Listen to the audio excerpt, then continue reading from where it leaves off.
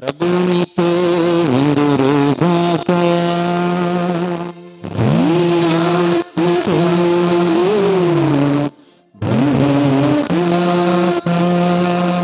పునీత మార్కు గారు రాసిన పవిత్ర సువిశేషములోని భాగము.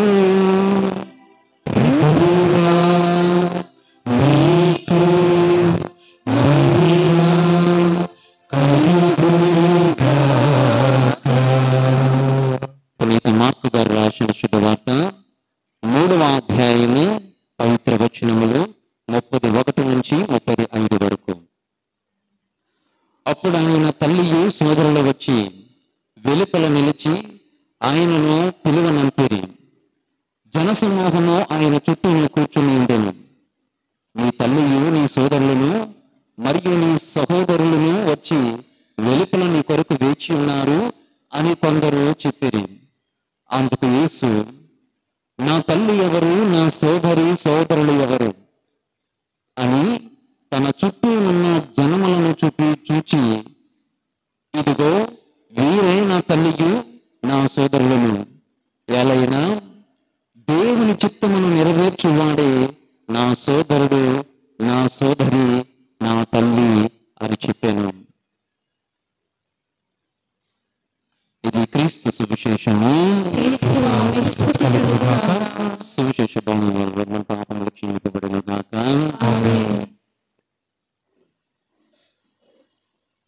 క్రీస్తునందు ప్రియ సహోదరి సహోదరులారా,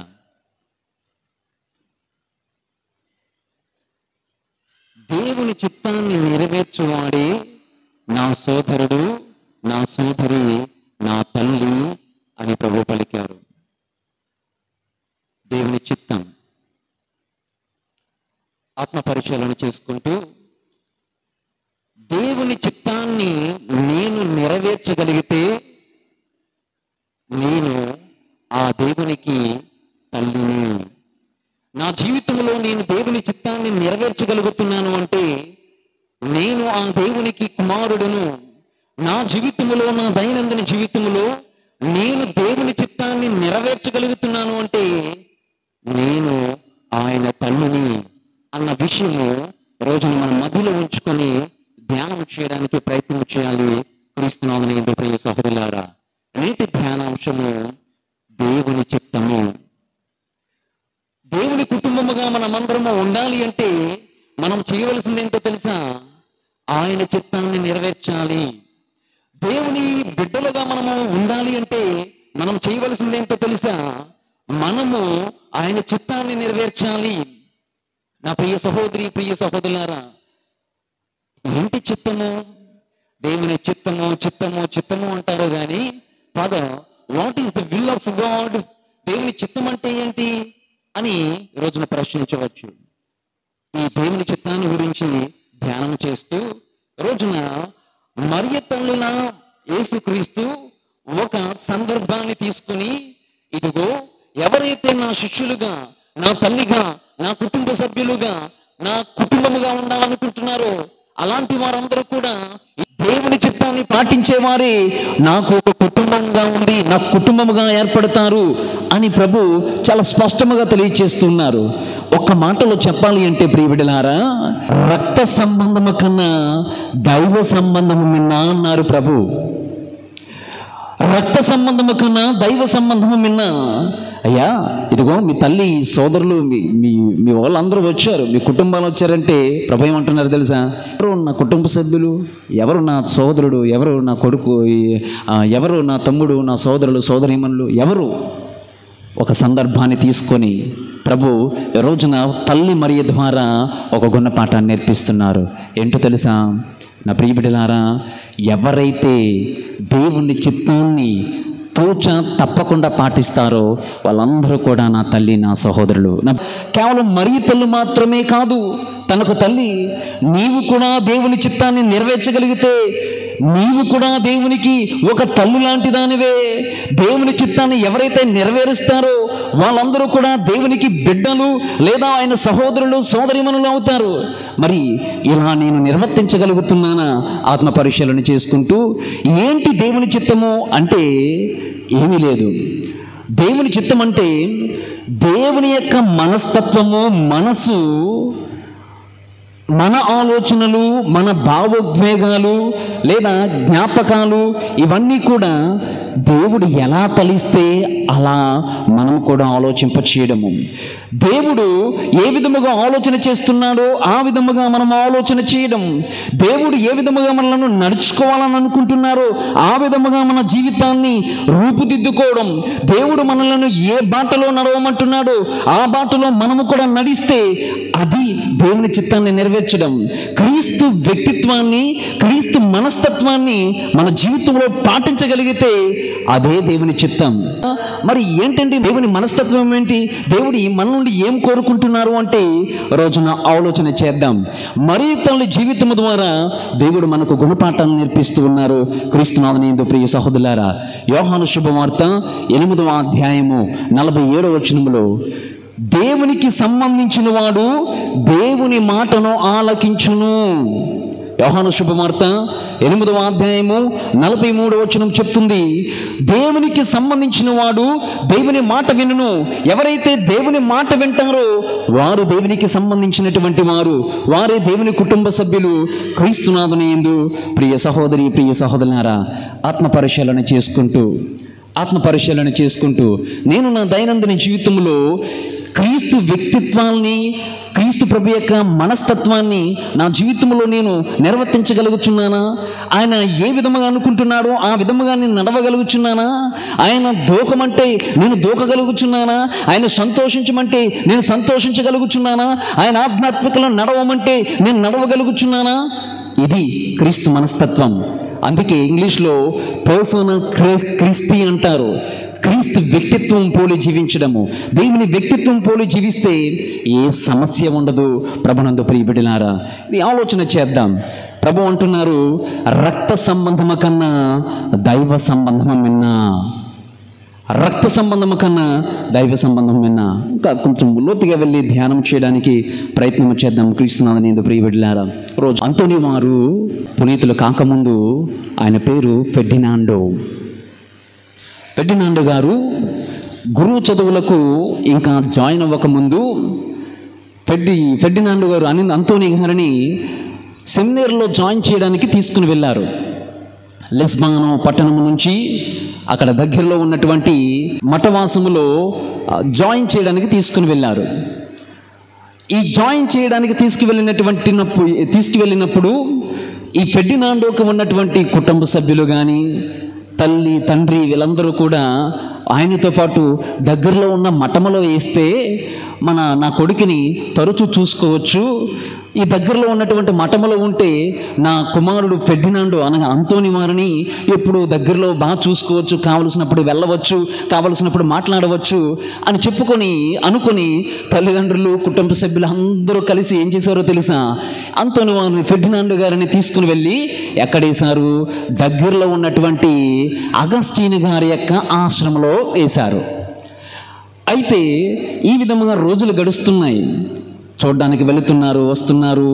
తండ్రి కూడా గుర్రపు బండిలో ఆయనను తీసుకుని వెళుతూ అన్నారట కుటుంబ సభ్యులతో, ఇక మీరేం భయపడకండి, పెద్దగా బాధపడకండి, మన కుమారుడు ఇక్కడే దగ్గరలో ఉన్నటువంటి అగస్టీన్ గారి ఆశ్రమంలో వేస్తున్నాము కాబట్టి కావలసినప్పుడల్లా చూడవచ్చు, వెళ్ళవచ్చు, కాబట్టి మీరేం భయపడకండి అని చెప్పి గుర్ర స్వారీలో ఆయనను తీసుకుని వెళ్ళి సెమినార్లో జాయిన్ చేశారు.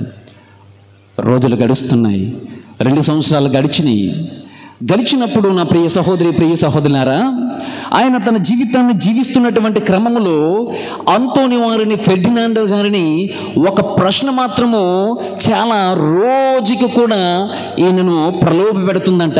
ఒక ప్రశ్నకు ఈయన దగ్గర జవాబు ఉండట్లేదట. ఒక ప్రశ్నకు ఆయన చింతిస్తూ ఉన్నాడట.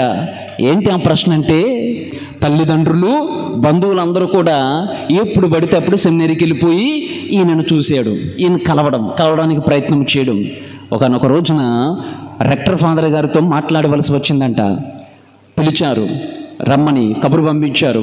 అంతోని వారు సిద్ధమవుతున్నారు. గురు విద్యాలయాల్లో పెద్దవారితో మాట్లాడడం అంటే చాలా భయముగా ఉంటుంది. ఎందుకంటే రెక్టర్ ఫాదర్ పిలిచారు అంటే అర్థం ఏమిటి అంటే బహుశా ఏ రిమార్క్స్ గురించి మాట్లాడడానికో, సరిగా నీ జీవితం లేదు, you are unfit for the priesthood, కాబట్టి నువ్వు వెళ్ళిపో అని చెప్పడానికో పిలుస్తూ ఉంటారు.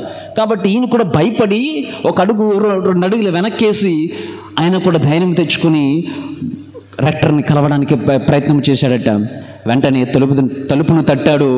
వెంటనే మెల్లని స్వరము, లోపలికి రా అని మెల్లని స్వరం వినిపించిందంట.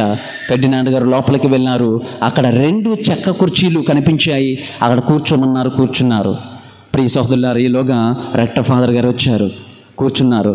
ఫెర్డినాండో, ఫాదర్ చెప్పండి, ఎలా ఉన్నావు? అంతా బాగుందా?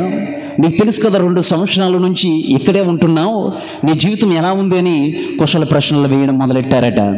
కుశల ప్రశ్నలు వేస్తూ, రెక్టర్ గారా బాగానే ఉంది, నా జీవితం అంతా బాగానే ఉంది, కానీ ఒక్క విషయంలో మాత్రము నా మనసు ఎప్పుడు కూడా కలత చెందుతుంది. ఏంటి ఆ విషయం ఏమిటి అని మరలా ప్రశ్నిస్తే, ఏమీ లేదు రెక్టర్ గారు, ప్రాంతంలో బాగానే ఉంటున్నాను, క్లాసుల్లో బాగానే ఉంటున్నాను, అధ్యయనంలో బాగానే ఉంటున్నాను, తదుపరి ఆటపాటల్లో బాగానే ఉంటున్నాను, కానీ నన్ను ప్రశాంతంగా ఉండనీయకుండా చేసేది ఒక విషయం ఉంది అంటే ఏంటో చెప్పగలవా అంటే వెంటనే ఫెర్డినాండ్ గారు అన్నారట, ఏది లేదు, ఇదిగో నా తల్లిదండ్రులు, నా బంధుమిత్రులు ప్రతిసారి వచ్చి నన్ను డిస్టర్బ్ చేస్తున్నారు, ప్రతిసారి వచ్చి నన్ను కలుస్తున్నారు, నేను ప్రశాంతంగా ఈ మఠంలో ఉండలేకపోతున్నాను. నాకు మఠం అంటే ఇష్టం, దైవం అంటే ఇష్టం, ఆయన చిత్తాన్ని నెరవేర్చడానికి నేను సిద్ధంగా ఉన్నాను. బట్ నా కుటుంబ సభ్యులు, నా అన్నలు, నా వీళ్ళందరూ కూడా నన్ను ప్రశాంతంగా ఉండనివ్వట్లేదు. దయచేసి ఈ మఠం నుంచి నన్ను తీసుకుని వెళ్ళి ఇంకేదైనా మఠం ఉంటే అక్కడ నన్ను పంపించండి అని చెప్పారట ఫెర్డినాండో పునీతంతోని వారు. చూడండి, ఈ రోజుల్లో గురు విద్యార్థులు అలాంటి దృక్పథం కలిగి ఉన్నారా అంటే కష్టమే. నాటి తల్లిదండ్రులాగా నేటి తల్లిదండ్రులు కూడా ఉండట్లేదు. గురు పదవి అంటే ఏదో ఒక రకమైనటువంటి విధముగా చూస్తున్నారే కానీ నిజమైన దైవ సేవ, నిజమైన దేవుని సేవ, నిజమైన దేవుని యొక్క చిత్తాన్ని నెరవేర్చేటువంటి గురుత్వపు అంతస్తు కలిగినటువంటిది అని ఎవరు గుర్తించట్లేదు. ఏదో ఈ ప్రపంచపు లోకల్లో జీవిస్తున్న తీరును చూచి ఆస్తి అంతస్తులు, భోగాలు, ధనము, ఈ హైపిచ్చుల్లోనే ఎప్పుడు మన ఆలోచనలు, తల్లిదండ్రుల ఆలోచనలు ఉండి నేటి సెమినరీస్ కొడుకులను, కూతుళ్లను పంపుతూ ఉన్నారు. కానీ ఇదిగో ఈ తల్లిదండ్రులు చూడండి, ఈ వ్యక్తి చూడండి, ఫెర్డినాండో గారు, ఇక్కడ నేను ప్రశాంతంగా ఉండలేకపోతున్నాను, నన్ను వేరే మఠానికి ట్రాన్స్ఫర్ చేసేయండి, కాబట్టి అక్కడ నేను చక్కగా దేవునితో గడపగలను అన్నాడట. నా ప్రియబిడ్డలారా, వెంటనే రెక్టర్ గారు మెచ్చుకొని, వెరీ గుడ్, నీవు ఐ అప్రిషియేట్ యువర్ ఆనెస్టీ, నీ యొక్క నిజాయితీని నేను మెచ్చుకుంటున్నాను. ఈ రాత్రికి నువ్వు సామాన్లు సర్దుకో, రేపు మార్నింగ్ నిన్ను అక్కడికి తీసుకుని వెళ్తున్నాను అని చెప్పారట. క్రీస్తునాథుని యందు ప్రియ సహోదరి, ప్రియ సోదరులారా, నా ప్రియబిడ్డలారా, ఎందుకు ఈ మాట తెలియచేస్తున్నానంటే చూడండి, అంతోని వారి కుటుంబము ప్రక్కన పెట్టి నా కుటుంబము, నా సన్నిధి, నా సాన్నిధ్యము, నా సంబంధము ఆ దేవుడే అని చెప్పి కుటుంబానికి దూరముగా వెళ్ళిపోవాలనుకున్నాడే, దానికి మనం గట్టిగా దేవునికి చప్పట్లు కొట్టి అంతోని వారిని ప్రశంసించాలి.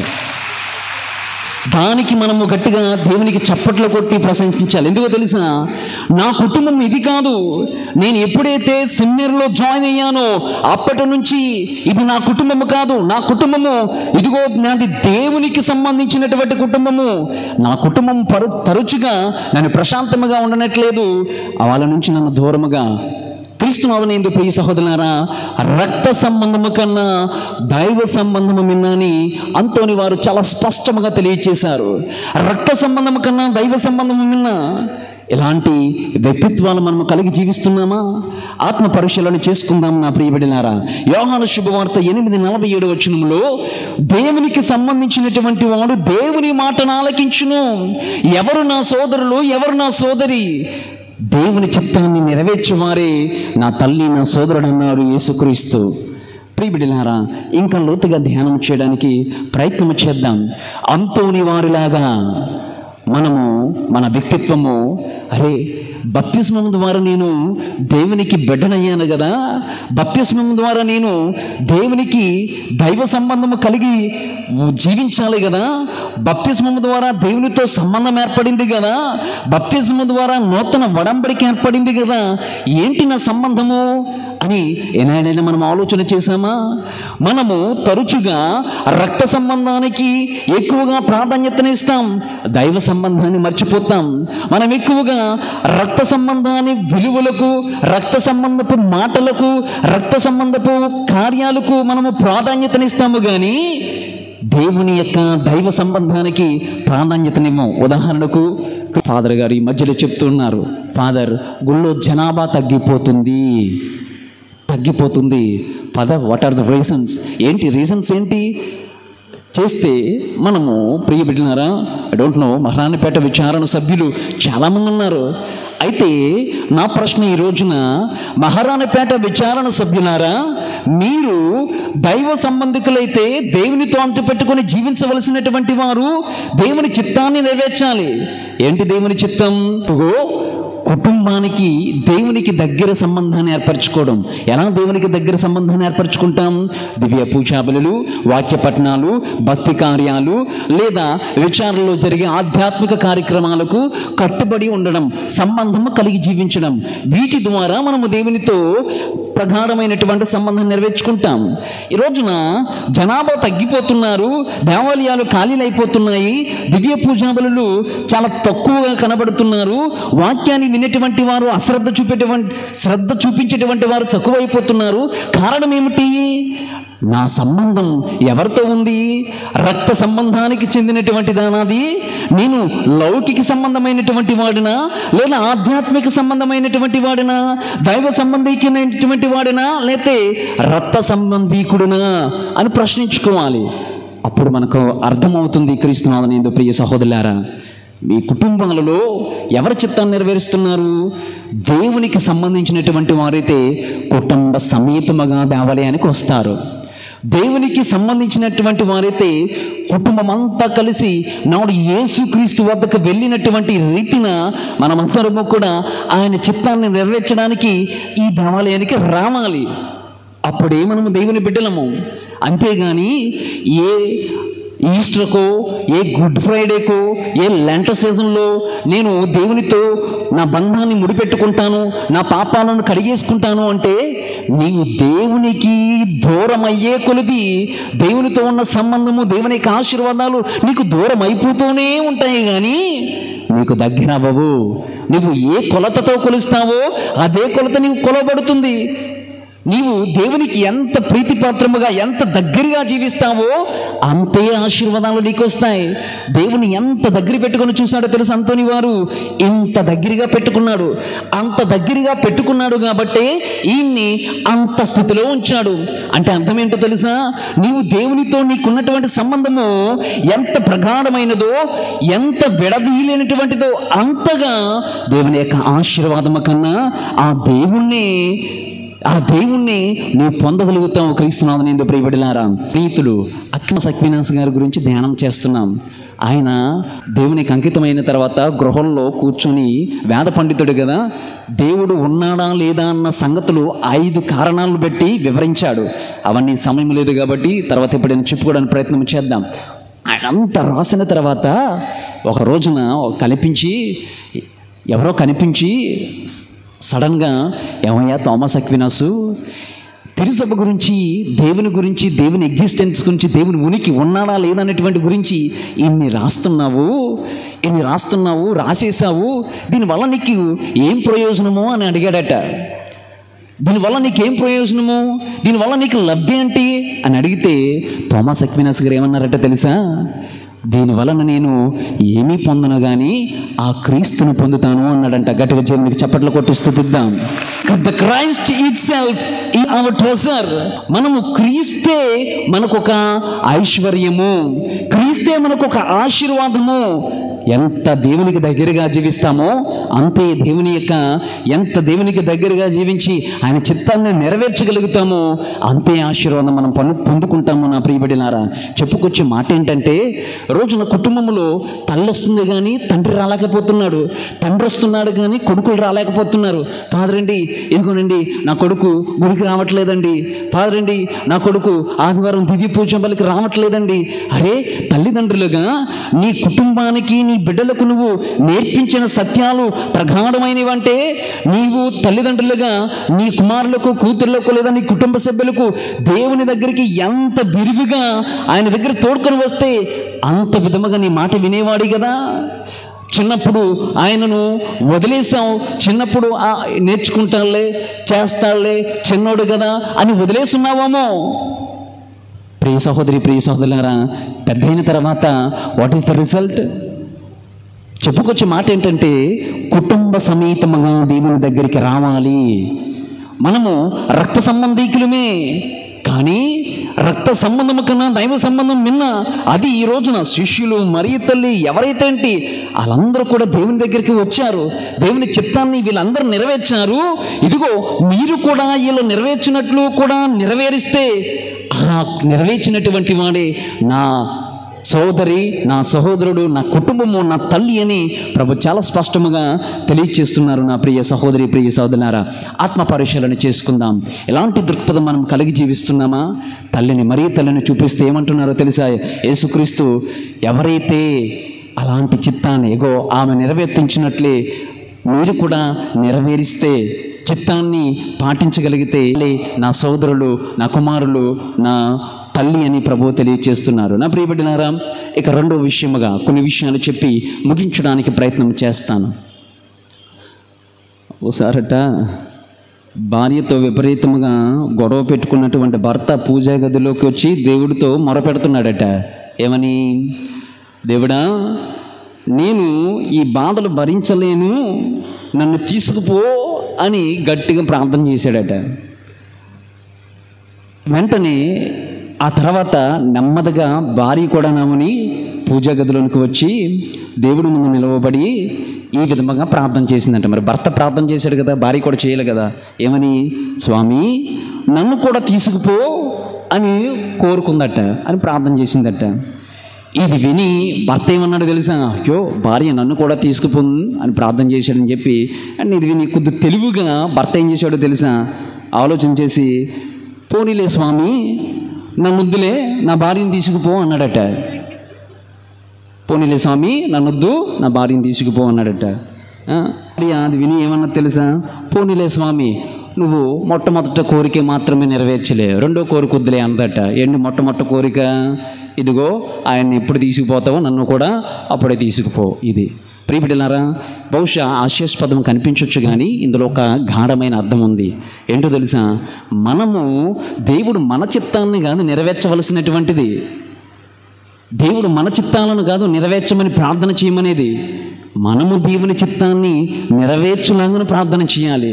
అది రోజున మరియ తల్లిలో కనబడుతుంది. చాలా స్పష్టముగా రెండు విషయాలు చెప్పడానికి ప్రయత్నం చేస్తాను. నెంబర్ 2, దేవుని చిత్తాన్ని నెరవేర్చినటువంటి స్త్రీ ఎవరు? మరియ తల్లి. ఏ విధముగా దేవుని చిత్తాన్ని నెరవేర్చింది? నెంబర్ 1, మరియ తల్లిలో భయాలు ఉన్నప్పటికీ దేవుని వాక్యానికి, దేవుని యొక్క మార్గదర్శకానికి ఆమె ఏం చేసిందో తెలుసా? ఎల్లప్పుడూ కట్టుబడి జీవించింది. పరిశుద్ధాత్మ ద్వారా గర్భం ధరించింది. గాబ్రియేలుతో వచ్చి చెప్పింది. అప్పుడేం చెప్పింది? వెంటనే ఏం చేసింది మరియ తల్లి? భయపడిపోయింది, కలవరపడిపోయింది. లూకా శుభవార్త 1:21 మనకు కనబడుతుంది. అంతట దూత కలలో, అంత దూత మాటకు మరియ తల్లి కలలో కలత చెందింది అన్న మాట మనకు అక్కడ కనబడుతుంది. దీన్ని బట్టి అర్థం చేసుకోవాల్సింది ఏంటంటే, మరియ తల్లిలో భయాలు ఉన్నా కానీ, మరియ తల్లిలో అనిశ్చితలు ఉన్నా కానీ, మరియ తల్లిలో చాలా ప్రశ్నలు ఉన్నా కానీ, నేను గర్భం ధరించడం ఏంటి అని, ఇది ఎలా సాధ్యమని అప్పటికే దూతను ప్రశ్నించినా కానీ ఒక మాటలో చెప్పాలంటే మరియ తల్లిలో సో కాల్డ్ ఇన్వర్టెడ్ కామర్స్ ఎన్ని భయాలున్నా కానీ తన జీవితానికి సంబంధించిన దేవుని ప్రణాళికకు కట్టుబడి జీవించింది మరియ తల్లి. అందుకే యేసుక్రీస్తు మరియ తల్లి యొక్క దేవుని చిత్తాన్ని నెరవేర్చినటువంటి ఆ సందర్భాన్ని చూసుకొని ప్రభు ఈ రోజున మనందరికీ గుణపాఠాన్ని నేర్పిస్తున్నారు. క్రీస్తునాథుని ప్రియబిడ్డలారా, దేవుని చిత్తానికి లొంగిపోయింది. ఆమెలో భయాలు ఉన్నా, ఆమెలో కలతలు ఉన్నా, ఆమెలో ప్రశ్నలు ఉన్నా దేవుని చిత్తానికి తల వంచింది. ఓ క్రైస్తవ కథోలికలారా, ఒకసారి ఆత్మ పరిశీలన చేసుకోండి. తల్లిదండ్రులుగా బహుశా మరియ తల్లి లాంటి భయాలు ప్రతి ఒక్కరిలో ఉండవచ్చుగాక, మరియ తల్లి లాంటి అనిశ్చితలు చాలా మంది జీవితంలో ఉండవచ్చుగాక, మరియ తల్లిలో ఉన్నటువంటి భయాందోళనలు చాలా మంది ఉండవచ్చుగాక. Still in spite of all these fears, ఈ భయాలన్నింటికి మించి నువ్వు దేవుని చిత్తానికి తల వంచగలిగితే మరియ తల్లిలాగా తల్లిని అల్లంత స్థితికి ఎత్తునట్లుగా నిన్ను కూడా దేవుడు అంత స్థితికి చేరుస్తాడు. కాబట్టి తనలో ఉన్న భయం కంటే దేవుని చిత్తానికి తల వంచింది.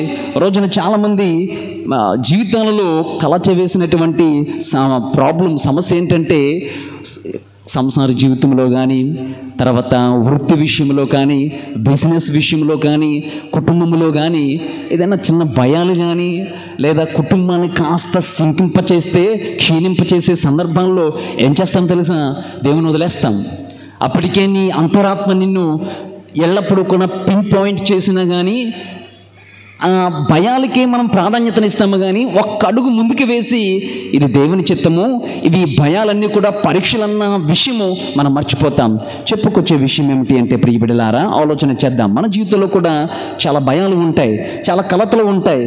కానీ వీటన్నింటికి మించి మనము క్రీస్తు చిత్తానికి, దేవుని చిత్తానికి మరియ తల్లిలాగా తల వంచగలిగితే, మరియ తల్లిలో ఉన్నటువంటి భయాలన్నింటినీ కూడా ఆ దేవుడు క్లియర్ చేసినట్లుగా, ఒక గమ్యాన్ని చూపించినట్లుగా మనకు కూడా దేవుడు అలాంటి గమ్యాన్ని చూపిస్తారు. అయినా కూడా ఇన్ని బాధలు, కష్టాలు, ప్రశ్నలు ఉన్నా కానీ ఎస్ టు ద లార్డ్, దేవునికి అవుననే సమాధానం చెప్పింది. నీవు కూడా అవుననే సమాధానం చెప్పి యాక్సెప్ట్ చేయగలవా? ప్రభువా, నాలో భయాలు ఉన్నాయి, ఎస్ అది నీ చిత్తము కావచ్చు, కానీ వాటిని తట్టుకోవడానికి కావలసిన శక్తిని ప్రసాదించని ప్రార్థన చేస్తున్నామా? అవును ప్రభువా, నా కుటుంబంలో పలానా జరిగింది, నా కుటుంబంలో ఈ కార్యం జరిగింది, నా కుటుంబంలో ఈ ప్రమాదం జరిగింది, అయినా నీ మీద కోపముగా ఉన్నాను, ఇది బహుశా నీ చిత్తము కావచ్చు, కానీ వీటిని తట్టుకోవడానికి కావలసినటువంటి శక్తి నాకు ఇవ్వండి ప్రార్థన చేస్తామా? ఓ దేవుని పైన నోరు పారేసుకుంటాం. ఇదిగో నా కుటుంబంలో ప్రమాదం జరిగింది, నా కుటుంబంలో భయాలు వచ్చాయి, నా కుటుంబంలో ఇదెందుకు రప్పించావు అని దేవుని సన్నిధానంలో మోకరించి నిలదీసిన సందర్భాలే ఉంటాయి. కానీ ప్రభువా, I accept the will of yours, నీ చిత్తాన్ని నేను అంగీకరిస్తున్నాను అన్న మాట మనం చెప్పగలమా? ఇక రెండవదిగా, మరియ తల్లి బాధల్లో దేవునికి చిత్తానికి తల వంచింది. నా ప్రియబిడ్డలారా, ఏ తల్లైనా కూడా కుమారుడు కష్టాలు పడుతుంటే అలా చూస్తూ ఊరుకుంటుందా? కుమారుడు బాధలు పడుతుంటుంటే అలా చూస్తూ ఊరుకుంటుందా? ఏ తల్లైనా కూడా కుమారుడికి ఉత్తమమైన దానినే కావాలని కోరుకుంటుంది. కానీ మరి తల్లి ఏం చేస్తుందో తెలుసా? ఉత్తమమైన దాన్ని కోరుకుంటున్నా కానీ తన కంటి ముందు కుమారుని అపహాస్యం చేస్తుంటే చూస్తూ ఉండిపోయింది తల్లి. తన కుమారుని సిలువ వేస్తుంటే చూస్తూ ఉండిపోయింది. తన కుమారుని చివరి వరకు కూడా భారమైన భారాన్ని భుజాలపైన మోస్తూ వెళుతూ ఉంటుంటే అలా చూస్తూ ఉండిపోయింది. తన కొడుకు బాధను చూసి చాలా బాధ కలిగినా కూడా ఆ బాధలన్నింటినీ కూడా మనుష్యుని పదులుపరుచుకుందే కానీ వెంటనే వెళ్ళిపోయి కాళ్ళ పట్టుకొని, యారా సైనికుడా, నీకెంత ధైర్యము, దైవ కుమారుడే అనేటువంటి నా కుమారుని సిలివెత్తవా అని కాళ్ళ పట్టుకొని చెంప పట్టుకుని ప్రశ్నించలే. ఎందుకో తెలుసా? అది దేవుని చిత్తము, అది దేవుని చిత్తము. ప్రియబిడ్డలారా, చెప్పుకొచ్చే మాట ఏంటంటే, కష్టాలలో బాధల్లో కూడా దేవుని చిత్తానికి తల వంచింది మరియా. ఈ రోజున ఏ స్త్రీ అయినా కాస్తంత కష్టం నీ కుటుంబంలో వస్తే నిలదీయడానికే చూస్తావు, కానీ ఇది నీ చిత్తము ప్రభువా అని అంగీకరించావా? ఈ రోజున తల్లిదండ్రులుగా నీ కుటుంబంలో నీకు ఏ విషయమైనా రిలేటెడ్ వన్, ఏ సమస్య వచ్చినా నిలదీయడానికే చూస్తావు కానీ lord it's the will of yours, ఇది నీ చిత్తము, నేను అంగీకరిస్తున్నాను అన్న మాట పలకగలవా? ఇదిగో మరీ తల్లిని చూడండి, కష్టాలలో బాధల్లో కూడా దేవుని చిత్తానికి తల ఉంచింది. ఏ బిడ్డడైతే, ఏ కుమార్తె కుమారుడైతే, ఏ క్రైస్తవులైతే ఏ క్రీస్తును పోలి జీవిస్తున్నారో క్రైస్తవులందరూ కూడా, ఆ క్రైస్తవులందరూ కూడా ఇదిగో బాధల్లో కూడా దేవుని చిత్తాన్ని నెరవేర్చడానికి పూనుకుంటే ప్రభు నాడు గమ్యం చేరుకుని కల్వరి శిఖరము పైన విజయాన్ని సాధించినట్లుగా మన జీవితంలో ప్రభు కూడా అలాంటి గమ్యాలకు చేరుస్తాడు. నమ్మినటువంటి వాళ్ళు ధన్యులు సుమ. ఈ రోజున మరి తల్లి బాధల్లాగా, మరి తల్లి కష్టాల్లో కూడా దేవుని చిత్తానికి తల వంచినట్లుగా మనము కూడా దేవుని చిత్తానికి తల వంచుతాం. మన సొంత శక్తుల మీద ఆధారపడడం కాదు, మన సొంత శక్తుల మీద ఆధారపడడం కాదు, కష్ట సమయాల్లో కూడా దేవునిపై ఆధారపడాలి. అందుకే ద్వితీయోపదేశ కాండము 31:8 ప్రభు తానే నీకు ముందుగా వెళ్ళి నీకు తోడుగా ఉండును, భయపడవద్దు, నిరాశపడవద్దు. కాబట్టి మరీ తల్లిన కష్టాల్లో కూడా దేవుని చిత్తానికి పూర్తిగా తల ఉంచడానికి ప్రయత్నం చేద్దాం. ప్రభునందు ప్రియబిడ్డలారా, బిడ్డలకు సమస్యలు రావచ్చుగాక, నీ సంసార జీవితానికి సమస్యలు రావచ్చుగాక, సంఘ జీవితానికి సమస్యలు రావచ్చుగాక, నా గురుత్వ జీవితానికి సమస్యలు రావచ్చుగాక. ఇవన్నీ కలిగి జీవిస్తున్నా కానీ ఇంతటి పీకల లోతుల వరకు ఉన్నటువంటి సమస్యలు మునిగిపోయినా కానీ క్రీస్తును ఆధారముగా చేసుకొని, దేవుని మీద ఆధారముగా చేసుకొని అది దేవుని చిత్తం అని మనం ఒక్కసారి ఆలోచన చేయగలిగితే ప్రభువు క్రీస్తునాథుని ప్రియబిడ్డలారా, దేవుడు మనకు తన కుమారుని చివరి వరకు తీర్చిదిద్దినటువంటి విధముగా మనకు కూడా ఆ విధముగానే చివరి గమ్యాలకు చేరుస్తాడు. కాబట్టి ఈ విషయాలను జ్ఞాపకం చేసుకుంటూ మరీ తల్లిలాగా ఎవరైతే నా చిత్తాన్ని పాటిస్తారో వారే నా కుమారుడు, నా తల్లి, నా సోదరుడు. ఓ ప్రియ కుమార్తె, ప్రియ క్రైస్తవుడా, కథోలికుడా, ఒక కుటుంబముగా దేవుని దగ్గరికి చేరగలుగుతున్నావా? రక్త సంబంధము కాదు. పలానా ఉదాహరణకు నా బంధువులు పలానా ఆదివారము నన్ను రమ్మన్నారు అంటే నీవు నీ కుటుంబ సభ్యులకి ఇచ్చినటువంటి ప్రాధాన్యత కన్నా దైవ చిత్తానికి నువ్వు ప్రాధాన్యత ఇన్నావనుకో, నీవు ప్రభువుని దృష్టిలో ప్రభువుకి సంబంధించినటువంటి వాడు అవుతావు. ఉదాహరణకు నీ కుటుంబ సభ్యులు, నీ అన్నయ్య, తమ్ముడు ఆదివారం రోజున పూజను ఏదైనా ప్రోగ్రాంకి పిలిచారనుకో, ఏం చేస్తావు? కుటుంబ సమేతంగా ఆదివారం పూజ వదిలేసి వెళ్ళిపోతావు. అలా వెళ్ళిపోవడం వలన నీ సొంత కుటుంబంలో ఉన్నటువంటి వారికి బహుశా నీవు చాలా ప్రీతిపాత్రమైనటువంటి వాడువామో, బహుశా వాళ్ళకి చాలా సంతోషింపచేస్తుందేమో, కానీ దేవునికి సంతోషింపచేయదు. ఎందుకో తెలుసా? 7 రోజుల్లో ఒక్క రోజైనా కూడా, అది కూడా 2 గంటలు, గంటన్నర సేపు అయినా కూడా దేవునితో గడపని జీవితము ఎందుకు? అంత మేలుకే ఆరాధన యేసుకే, అంతా మంచికే తన చిత్తమును, ఆరాధనాపను స్తుతించుట మానను, ఆరాధనాపను స్తుతించుట మాను. భక్తుడు రాసినటువంటి పదాలలో చాలా అర్థం ఉంది. ఆరాధన ఆపను అంటే దివ్య పూజాబలి ఆపను. నాది రక్త సంబంధము కన్నా దైవ సంబంధము మిన్న. నేను పలానా సమయానికి మంగళవారము 6:15కి దివ్య పూజాబలి నేను నా కుటుంబం అంతా కూడా కలిసి దైవ సన్నిధానానికి వెళతాను. ఎందుకంటే నేను రక్త సంబంధము కన్నా దైవానికి ప్రాధాన్యతనిస్తాను. ఇదిగో ఈ రోజున ఈ స్థలానికి, ఈ సాన్నిధ్యానికి నేను నా కుటుంబం అంతా వెళ్ళాలి. ఇదిగో కుమారుడా, గెట్ రెడీ, దా సాయంకాలం ఖాళీగా ఉన్నదా, గుడికిరా అని తీసుకుని వచ్చేటువంటి తల్లిదండ్రులు ఎంతమంది ఉన్నారు? మరి తల్లిలా దేవుని చిత్తాన్ని నెరవేర్చండి, తీసుకురండి, దేవాలయానికి తీసుకుని రండి. ఈ రోజున నువ్వు నేర్చుకుంటున్నావు, తల్లిదండ్రులుగా మీరు విలువలు నేర్చుకుంటున్నారు. రేపు ఉదయం మీరు గతిస్తారు. గతించిన తర్వాత మీరు నేర్పించిన విద్యాబుద్ధులు మీ కొడుకుకి అబ్బితే అదండి నీ దైవ కుటుంబ బంధము వారు నిలబెట్టినటువంటి వాళ్ళు అవుతారు. లేదంటే నీతోని దైవ సంబంధం తెగిపోతుంది, నీతోని దైవ సంబంధం తెగిపోతుంది. ఫ్యామిలీ కార్డ్స్ పట్టుకొని వస్తారు. తల్లామోని క్రిస్టియన్, క్యాథలిక్, బిడ్డలామోని వేరే దానికి సంబంధించిన బిడ్డల పేర్లు ఉండవు. ఏమమ్మంటే ఏమి లేదులేండి, చిన్నప్పటి నుంచి మా తల్లి ఈ చర్చికి వచ్చేది, అందుకని ఇక్కడ ఉన్నటువంటి కథోలిక సమాధుల్లోనే కప్పెట్టండి. మరి వాట్ అబౌట్ యువర్స్? మేము ఆ తర్వాత వేరే దాన్ని చూసుకుంటాం. అంటే ఆ కథోలిక స్త్రీతో అంతమైపోయింది దైవ సంబంధం. నా ప్రియబిడ్డలారా, ఆలోచన చేద్దాం, ఎలాంటిది నీ సంబంధం? రక్త సంబంధం కన్నా దైవ సంబంధానికి ప్రాధాన్యతనిస్తున్నావా? దేవునికి చాలా ప్రాధాన్యత, దగ్గరగా జీవించాడు. నా కుటుంబం నన్ను డిస్టర్బ్ చేస్తుంది, నన్ను తీసుకెళ్ళి ట్రాన్స్ఫర్ ఇచ్చి పడేయండి, వేరే మఠంలో నన్ను చేర్చిపించండి అన్నారు అంతోని వారు. మరొక చిన్న ఉదాహరణ చెప్పి ముగిస్తాను. ఈ రోజున థామస్ అక్వినాస్ గారు కదా, ఒక టీచర్ గారు 4వ తరగతి వాళ్ళకి చెప్తుందంట పాఠాలు. ఏమని చెప్తుందో తెలుసా? ఇదిగో ఒక బాలుడు ఉండేవాడట. ఆ బాలుడు చాలా సైలెంట్గా ఉండేవాడట. అందరూ ఎగతాళి చేసేవారట, నవ్వుతుండేవారట. 4వ తరగతి బాలుడు చాలా నిశ్శబ్దంగా ఉండేవారట. అందరూ ఎగతాళి చేస్తుంటుంటే పాపము ఆయన సైలెంట్గా ఉండి తన పని తాను చేసుకుంటూ పోతుండేవారట. ఈవెన్ గాడిదాని కూడా తిట్టుండేవారట ఆ క్లాస్మేట్స్. ఒకనొక రోజున ఆట పట్టించడం కొరకు 4వ తరగతి బాలుని, నెమ్మదిగా నిశ్శబ్దంగా ఉన్నటువంటి బాలునికి కిటికీలో నుంచి చూపించి, క్లాస్ కిటికీలో నుంచి చూపించి, అదుగో దేవదూత అని చెప్పిన వెంటనే ఈ 4వ తరగతి బాలుడట స్కూల్ క్లాస్ రూమ్లోంచి ఎలా బయటకు వెళ్ళిపోయి, అదుగో దేవదూత అన్నాడు కదా, అక్కడికి పారిపోయాడట. పారిపోతే అక్కడ దేవదూత లేదు, ఏమీ లేదు. మిగతా క్లాస్మేట్స్ అందరూ కూడా బయటకు వచ్చి హేళన చేస్తున్నారు. భలే భలే భలే భలే అని హేళన చేస్తున్నారట. అప్పుడు ప్రియబిడ్డలారా, ఆ సైలెంట్గా నెమ్మదిగా ఉన్నటువంటి వ్యక్తి పలికిన మాట ఏంటో తెలుసా?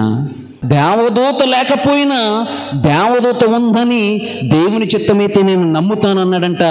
అంతటి మంచి వ్యక్తి పునీత్ థామస్ అక్వినాస్ గారు. నా ప్రియబిడ్డలారా, నమ్ముదాం. దేవదూత లేకపోయినా ఆ దేవదూత ఉందని దేవుని చిత్తమైతే నమ్మి సంబంధాన్ని ఏర్పరచుకుంటానని పలికినటువంటి వ్యక్తి 4వ తరగతి బాలుడు అక్వినాస్ గారు. అప్పటి నుంచి వేద పండితుడు. ఈ రోజున తల్లి శ్రీ సభ పండగ చేసుకుంటుంది కాబట్టి అంతోని వారి మధ్యస్థ ప్రార్థన ద్వారా, పునీత అంతోని వారి మధ్యస్థ ప్రార్థన ద్వారా, థామస్ అక్వినాస్ గారి ప్రార్థన ద్వారా, మరీ తల్లి మధ్యస్థ ప్రార్థన ద్వారా మనమందరము కూడా రక్త సంబంధము కన్నా దైవ సంబంధానికి ప్రాధాన్యతనివ్వడానికి ప్రయత్నం చేస్తాను. అందరూ కూడా, నేను, నా కుటుంబము, నా బిడ్డలు, ఇదిగో రక్త సంబంధము కన్నా దైవానికి నేను సంబంధాన్ని ఇస్తాను, దైవానికి ప్రాధాన్యతనిస్తాను, దైవ సంబంధానికి నేను ప్రాధాన్యత ఇస్తాను అనేటువంటి వాళ్ళందరూ కూడా దేవుని స్తుతించండి. Praise the lord. Hallelujah, hallelujah, hallelujah, hallelujah. దైవ సంబంధము కలిగినటువంటి వాడువా, రక్త సంబంధము కలిగినటువంటి వాడువా. గుళ్ళో జనాభా తగ్గిపోతుందంటే బహుశా మనము ఏ సంబంధానికి చెందినటువంటి వారము? రక్త సంబంధానికి, అంటే లౌకికానికి, అంటే బాహ్య ప్రపంచానికి చెందినటువంటి వారము. కాబట్టి వద్దు, ఎప్పటి నుంచి అలవాటు చేసుకుందాం, దేవునితో సాన్నిహిత్యాన్ని అర్థం చేసుకుందాం. మరీ తల్లిలో దేవుని చిత్తాన్ని కష్టాల్లో, బాధల్లో కూడా తల వంచడానికి ప్రయత్నం చేద్దాం. అదంతా కూడా మన మంచికే. తలలో వంచి చిన్న ప్రార్థన చేద్దాం. ప్రేమగల తండ్రి, పరిశుద్ధ ప్రభువా, నీ నామమునకు వేలాది వందనములు. గడిచిన బ్రతుకు దినములన్నింటిలో కంటికి రెప్పలా కాచి కాపాడావు. మీ చిత్తాన్ని నెరవేర్చడానికి ఎంతని వారు పూనుకున్నారు. మఠము నుంచి మార్పును కోరుకున్నాడు. నా కుటుంబము నాది కాదు, నా కుటుంబము దేవుని కుటుంబం అన్నారు. నేను నా కుటుంబమును దేవుని మాత్రమే ఆరాధిస్తానని పరిశుద్ధ గ్రంథములో పలికిన రీతిన ఇదిగో ప్రభువా, పునీత అక్వినాస్ గారు చిన్నప్పటి నుండే మీ చిత్తాన్ని నెరవేర్చడానికి పూనుకున్నారు. మీ కుమారుడైనటువంటి యేసుక్రీస్తు శిలువ మరణము వరకు కూడా మీ చిత్తాన్ని నెరవేర్చడానికి పూనుకున్నాడు. చివరి రక్తబట్టు కారినంత వరకు మరియ తల్లి చూస్తూ కుమారుణ్ణి, దైవ చిత్తాన్ని, మీ చిత్తాన్ని నెరవేర్చుకుంటూ ఆమె చివరి వరకు కూడా నడిచింది. ఇదిగో దేవా, మేము కూడా కష్టాలలోను, బాధల్లోనూ మీ చిత్తాన్ని నెరవేర్చడానికి ఒక కుటుంబ సమేతముగా ఇదిగో నీ సాన్నిధ్యానికి వచ్చి నీ చిత్తాన్ని నెరవేర్చడం, నీ వాక్యాన్ని, నీ మాటను పాటించడానికి కావలసినటువంటి అనుగ్రహాలు ప్రసాదించమని ప్రార్థన మనాథుడైన యేసుక్రీస్తు అతి పవిత్రమైన నామములు అడిగి వేడుకొనుచున్నాము తండ్రి.